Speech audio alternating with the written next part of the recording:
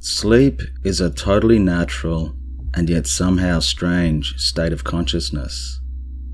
For those like me, who dream in vivid detail, your consciousness during a dream almost seems the same as when you're in your waking state.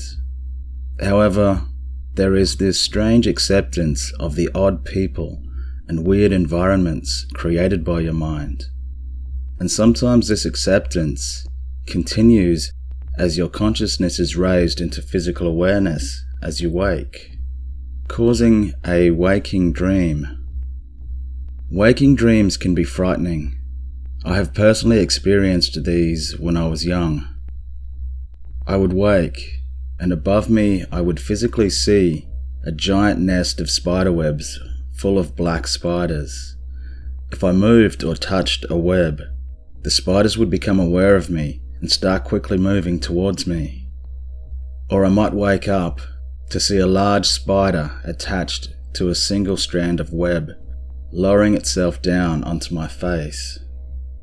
During these episodes, which lasted only seconds, I would spring out of bed with my heart racing, and when I turned around, of course the spiders were gone.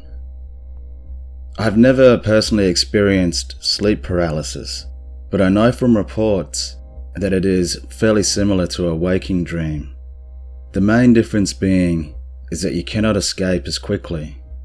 The paralysis and the dream phantoms last much longer.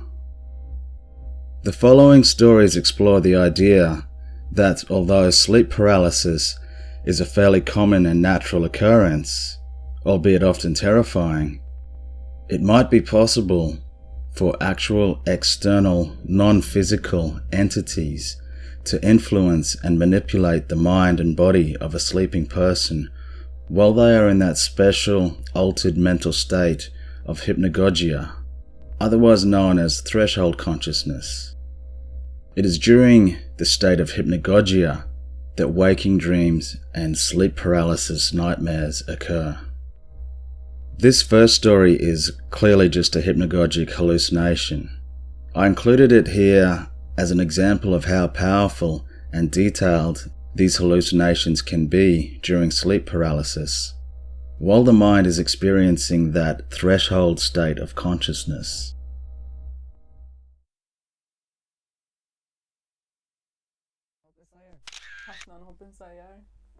I awoke one morning to the sound of low voices in my room. I opened my eyes, turned my head a little to the right, and there were two FBI agents, a man and a woman, next to my bed. I could see my digital clock over his shoulder, and it read 7:25 a.m. The male agent was setting up a 35mm camera on a tripod to take photos of me as I slept, and the woman was just standing there, looking at me, with an annoyed expression on her face. I could hear a third agent taking photos of items in my hall closet and bathroom. I wanted to sit up and say, "Hey, what the hell are you doing here?" and ask to see their warrant. But I couldn't move at all, nor could I speak. I could open and close my eyes and turn my head a tiny bit, but that was all. And the FBI agents didn't even seem to notice I was awake. The male one took a few photos of me and made some joke in a low voice to the female agent, who just rolled her eyes. I closed my eyes and tried to concentrate on moving, but I still could not.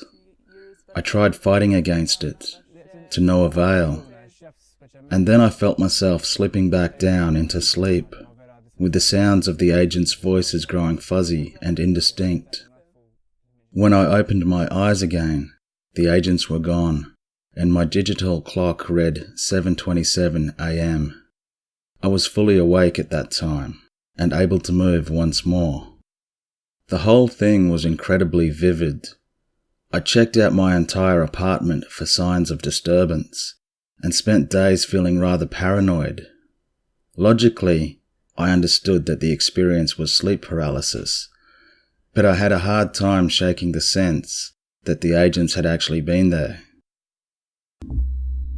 FBI agents collecting evidence is a rare type of hypnagogic hallucination, but I found the level of detail interesting, and it just goes to show what the human mind is capable of.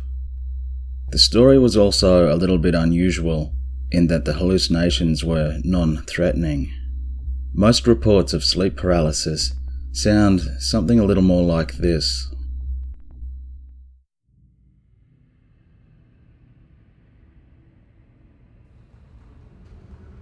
I remember this so clearly. I must have been asleep for about an hour, and it all started. I had opened my eyes and briefly moved them about, scanning the room, without moving my head, and I noticed a person walk in front of my bed across the room. He was dressed all in black, with a hat on. Imagine a Van Helsing-looking person, but I could never distinguish the face. I thought he was a burglar or something, and that he was trying to rob me while I slept. In my mind, I was going to wait until he was digging through a desk to the left of me, and then I would spring up and subdue him. I heard him start muttering something, but I couldn't understand what he was saying. I believed this was my chance and attempted to spring out of the bed with all my might, but lo and behold, I could not move. I let out a muffled sound, loud enough that after the predicament, my neighbour knocked on the door to see if something had happened.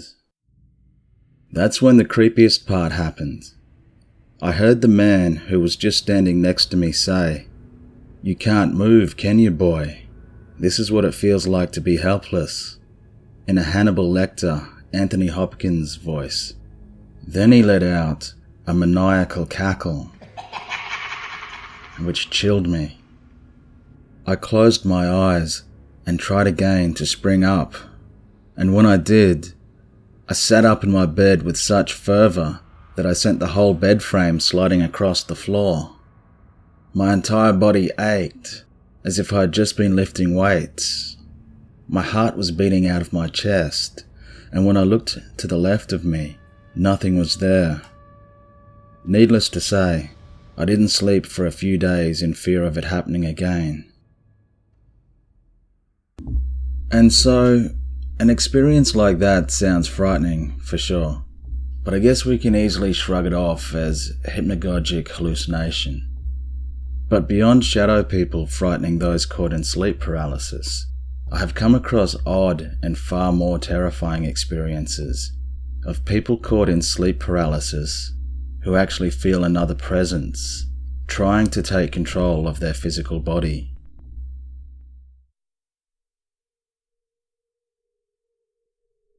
It had been a restless night.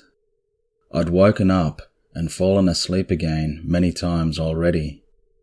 You know how sometimes when you do that, you can have this sort of follow-up, sequel kind of dream?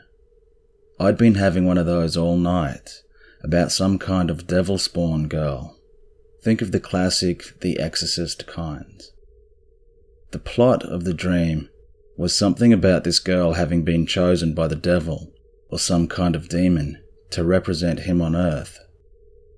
In the last sequence of the dream, we were at some kind of hotel. The girl had finally snapped and killed a lot of people. She and I now stood among the carnage, talking about her mission, about how pleased she was regarding what she had accomplished. Up to this point, this was still just a normal dream, and despite the theme and all the blood and bodies, it wasn't even a scary one. I felt perfectly safe. I knew, for some reason, that this girl wouldn't harm me, and since I'm a fearless atheist, I just didn't have much respect for the demon. I say something along the lines of, "Why are you going on about this demon so much? He isn't even real." And she replied, "You don't understand. He's awesome, and I know he's real." And then I scoffed, "He's nothing." Suddenly, I'm lying awake in bed, back in my own room. My body is dead stiff. I can feel my limbs, but I can't move. There's also a weird, blood red haze flashing before my eyes. It's hard to describe, but I felt like I wasn't alone in my own body. And then there is laughter, a deep, evil, demonic kind of laughter that seems to come from right beside me and then courses through my whole body. Then I hear myself saying aloud, "He is everything," like someone else is controlling me. I begin struggling madly to regain control of my body, forcing every muscle to break free. After a long struggle, I finally succeed. The presence I felt inside me fades away. The red haze lifts, and I'm able to move my limbs again. And then I wake up for real, drenched in sweat, just now realizing that it was actually just a dream. The whole thing felt so incredibly real. I was so certain that demons and devils and whatnot actually existed during that moment. Usually it's pretty easy for me to tell the difference between dreams and real life. I have a lot of lucid dreams, for instance. But this was just completely different. Hauntings are generally considered to be the paranormal influence of non-material entities on the physical environment, as well as on the emotional and mental state of particular subjects within the haunted space. The following haunting includes all of these aspects, as well as the apparent possession of a teenage boy while in the sleep state.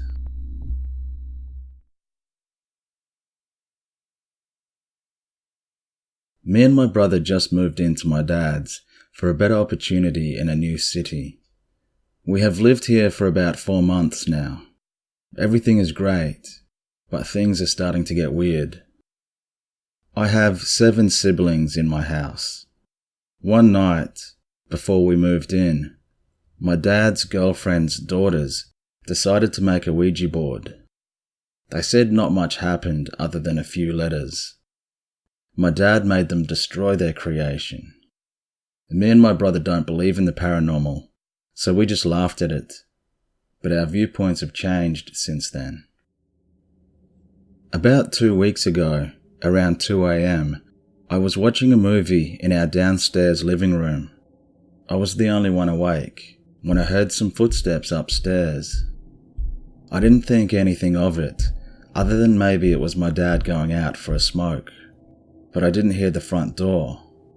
So, curious, I stood up and walked towards the stairs. To get to the stairs, you have to pass a bar, which has a mirror.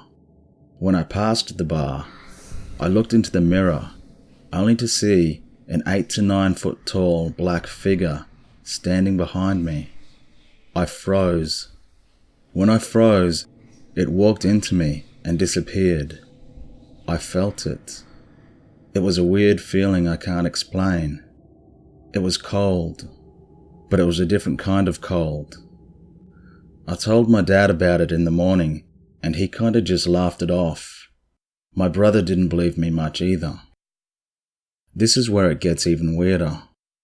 1 week ago, me and my brother were watching PewDiePie in our room, which is next to the downstairs living room and our sister's room. We heard some knocks every 10 minutes or so.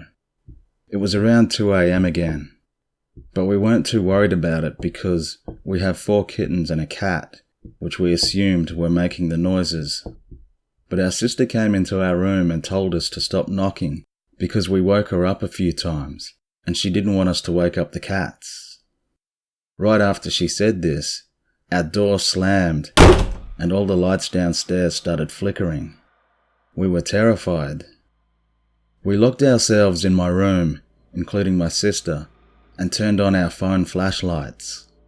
Then immediately, our closet door started opening slowly. We have sliding closet doors. They stopped halfway, and maybe 30 seconds later, all my brother's Legos fell from the top shelf. He had like 12 medium-sized sets up there, and they all shattered. We decided to sleep in my sister's room that night. We didn't get much sleep though. We told my dad about it in the morning, and he was still skeptical. He thought we were pranking him, but he bought us some sage to burn in the room. This didn't help. Last night was the first night I've slept in my room since that incident, and I regret it. I was laying in bed. My brother was playing Rainbow Six upstairs, and I heard a giggle in the closet. My heart sank, and I went upstairs immediately and got my brother. He came downstairs, and we investigated the closet. We found nothing. But he wanted to play more Rainbow, so we both went upstairs until he wanted to go to bed. We went to bed around 1 a.m, and everything was fine.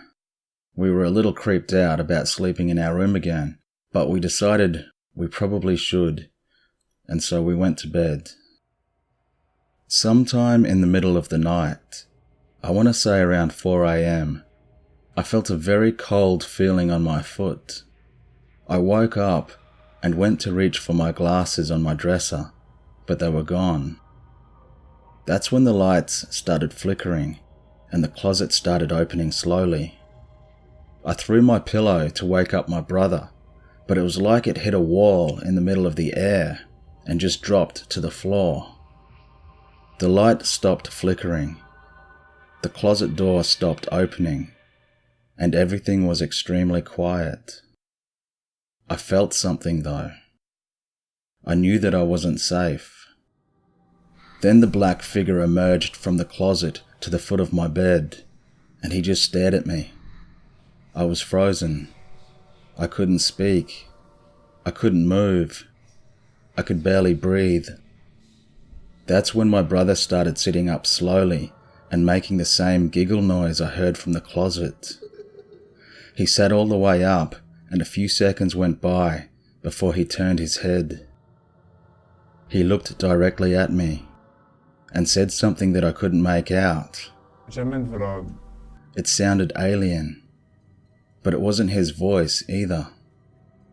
Right after he did that, the black figure disappeared, the light turned on, and the closet slammed shut. My brother woke up to the noise, and so did just about everybody in the house. My brother tried talking to me, but I was too shaken to get a full sentence out. He told my parents, and they're going to get a priest here tomorrow. Reality is more than your perception, and your consciousness sits on a subtle, sliding scale. It is possible for you to tune in to other realities when your mind is in the correct state. So perhaps it's possible for other minds from other realities to tune into you.